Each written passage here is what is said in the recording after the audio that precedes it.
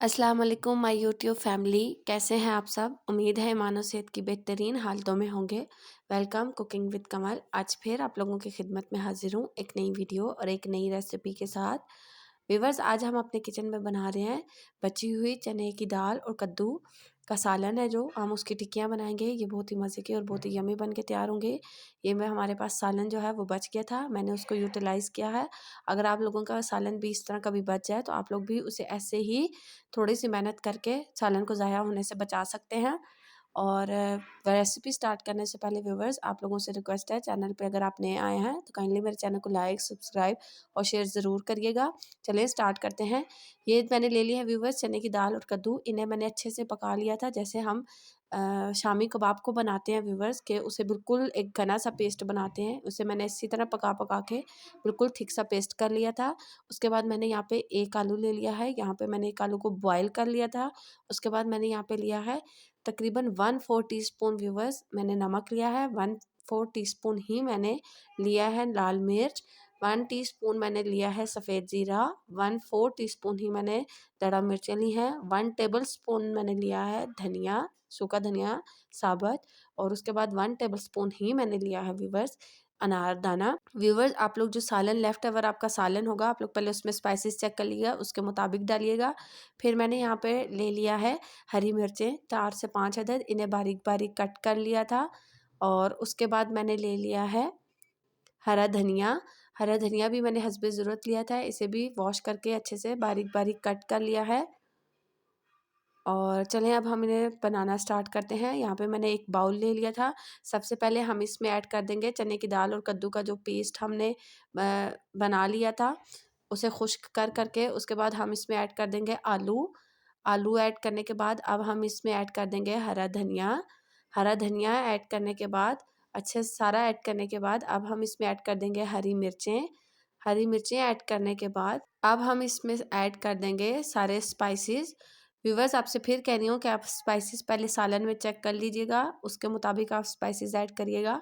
और यहाँ पे ये देख लें कि मैंने सारी चीज़ें ऐड कर दी थी। अब हम इसे अच्छे से मिक्स करेंगे ताकि सारे स्पाइसेस और आलू और चने की दाल और कद्दू जो है वो अच्छे से एक दूसरे के साथ मिक्स हो जाएं।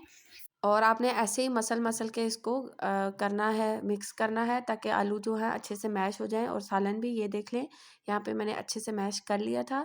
अब हम इनके कबाब बना लेते हैं। अगर आपके पास ये है कबाब बनाने वाला तो आप इससे बना लें। और ये देख सकते हैं आप कि मैंने इससे कबाब बना लिया और कितनी आसानी से इसमें से निकल आया है। व्यूअर्स, ये बहुत ही मज़े की और बहुत ही यमी बन के तैयार होंगी, आप लोग ज़रूर ट्राई करिएगा। और यहाँ पे मैं आपको हाथों से भी बना के दिखा रही हूँ कि इतनी आसानी से जैसे हम आलू की टिक्कियाँ बनाते हैं, ये वैसे ही उतनी ही आसानी से ये कबाब भी हमने बना के तैयार कर लिए थे। और ये देख सकते हैं कि मैं हाथ से भी कितनी आसानी से कबाब जो है वो बना रही हूँ। ये देखें, यहाँ पे ये जो है मैंने हाथ से कबाब बना लिया है। और अब हम इसी तरह सारे कबाब बना लेंगे। यहाँ पर मैंने सारे कबाब बना लिए थे व्यूवर्स, आप देख सकते हैं कि थोड़ी सी चीज़ें और थोड़ी सी मेहनत से ही हमने कितने ज़्यादा कबाब जो हैं वो बना लिए हैं और चीज़ें भी ज़ाया होने से अपना बचा ली हैं। ये देख सकते हैं आप कि कितने अच्छे लग रहे हैं। अब मैंने यहाँ पे इन्हें फ्रीज़र में रख दिया था सेट होने के लिए 15 मिनट। फिर उसके बाद यहाँ पे मैंने नॉन स्टिक का तवा ले लिया है, इसको मैंने हल्की आंच पे गर्म होने के लिए रख दिया था। उसके बाद मैंने एक अंडा ले लिया, इसे अच्छे से फेंट लिया था। फेंटने के बाद मैंने इसमें 1 चुटकी नमक डाल दिया था। नमक डालने के बाद भी मैंने इसको अच्छे से मिक्स किया है। और मिक्स करने के बाद मैंने इसमें 2 से 3 चुटकियाँ काली मिर्च डाली हैं। वो डालने के बाद भी मैंने इसे अच्छे से मिक्स कर लिया था। और अब यहाँ पे मैंने ऑयल डाल दिया था। ऑयल जब गरम होने के लिए रख दिया था, हल्की आंच पे ही व्यूवर्स हमने ऑयल गरम करना है, तेज़ आंच पे करेंगे तो हमारी टिक्कियाँ जल जाएंगी। यहाँ पे जो है ऑयल अच्छे से गरम हो गया था, मैंने चेक कर लिया था। और अब हम अंडे की कोटिंग करेंगे टिक्कियों पे। अच्छे से कोटिंग करने के बाद हम इन्हें ऑयल में डाल देंगे। व्यूवर्स, आप देख सकते हैं कि मैंने डाला है तो आंच कितनी हल्की है। यहाँ पे नॉर्मल आंच पे ही आपने, मीडियम आंच पे ही इन्हें पकाना है। और इसी तरह इसी प्रोसीजर से हम सारी टिक्कियाँ डाल लेंगे। व्यूवर्स, आप लोगों से फिर रिक्वेस्ट है, चैनल पे अगर आप नए हैं तो काइंडली मेरे चैनल को लाइक, सब्सक्राइब और शेयर ज़रूर करिएगा। और ये देखें, यहाँ पे हमने सारी टिक्कियाँ डाल ली थी। 3 से 4 मिनट हमने एक साइड से इन्हें पकाया है। हल्का सा गोल्डन कलर आने पर अब हमने इसकी साइड चेंज कर देनी है। सारी टिक्कियों की आपने साइड चेंज करनी है। और साइड चेंज करने के बाद आपने दूसरी साइड से भी 3 से 4 मिनट हल्की आंच पे इन्हें पकाना है। आप देख सकते हैं व्यूवर्स कि कितनी आसानी से हमारी टिक्कियाँ जो हैं वो साइड भी उनकी चेंज हो रही है, क्योंकि बिल्कुल भी टूट नहीं रही हैं। ये बहुत ही मज़े की बन के तैयार होंगी, आप लोग ज़रूर इसे ट्राई करिएगा।